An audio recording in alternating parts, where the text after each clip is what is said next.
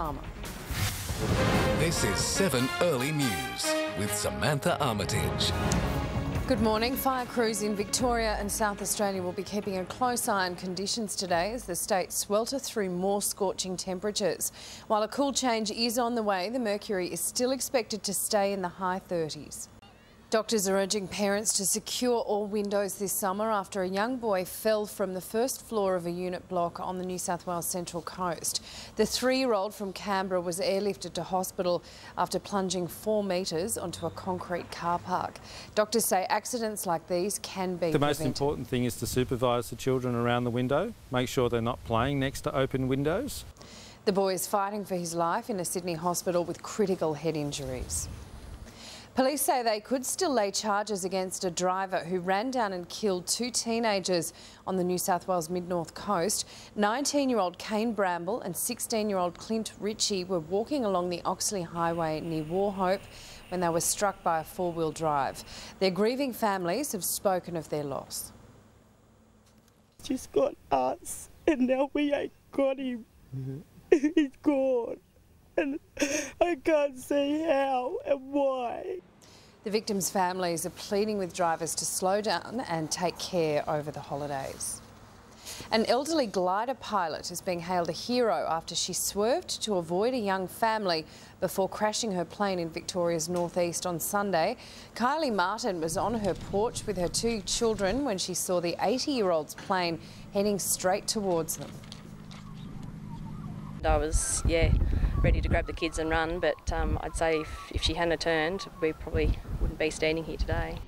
Pilot Mary Neighbour remains in hospital with life-threatening injuries, including a punctured lung.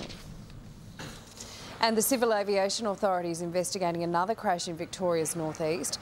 The pilot is lucky to be alive after his ultralight came down in Lake Hume near Wodonga. The 60-year-old was pulled conscious from the wreckage by stunned holidaymakers. He was taken to hospital with just minor injuries. The Sydney Cricket Ground is set to undergo a $186 million facelift. The plan involves increasing the ground's capacity from 45,000 to 48,000. It will include the replacement of 3 stands, including the Bradman stand. It will also see the installation of the biggest video screen of any sporting arena in the country. Prime Minister Julia Gillard and New South Wales Premier Barry O'Farrell will make the official announcement today to coincide with the 100th test to be played at the ground. Work is expected to be completed by 2014. The Gillard government has welcomed Fiji's announcement that it's lifting martial law after 3 years and will begin consultations on a new constitution. Canberra says it stands ready to help but cautioned that Fiji has a long way to go. The country's military leader, Commodore Frank Bainimarama, told Fijians there will be certain things that are non-negotiable. We will not have a system that will classify Fijians based on ethnicity. Observers caution that similar promises have been made before. Strict controls on the media and public gatherings will remain in place. The would-be Republican challengers to US President Barack Obama are getting in some frantic last-minute campaigning before they're put to their first test at the ballot box. US Bureau Chief Mike Amor is freezing in Des Moines, Iowa, ahead of the first Republican caucus, and he joins us now. Mike, good morning to you. Now, the polls look to be throwing up a bit of a dark horse in the race for the Republican nomination. Mike Amor there in Iowa, and we'll cross back to him again during sunrise for the very latest. Now for your first look at Tuesday's weather, fine in Brisbane and Sydney, tops of 28 degrees. Canberra, the chance of a shower or storm developing, 35. The chance of a thunderstorm, 35 in Melbourne.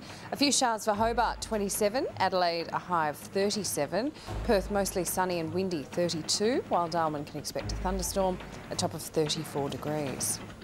Coming up on Sunrise at 6 a.m, US Bureau Chief Mike Amor will examine the chances of the candidates in the Republican race. But next on 7's Early News, a double tragedy for a family who lost their father in a canyoning tragedy and an embarrassing rescue for a crane operator in China. 7-2.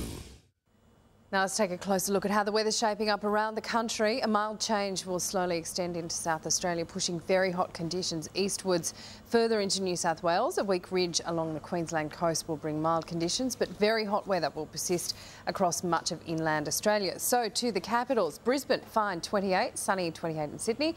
Canberra, the chance of a shower or storm developing 35. A possible thunderstorm 35 in Melbourne. Hobart, a few showers 27, a shower or two 37 in Adelaide. Perth, mostly sunny 32. While Darwin can expect a shower or gusty storm 34. That's 7's early news this Tuesday. Stand by now for sunrise.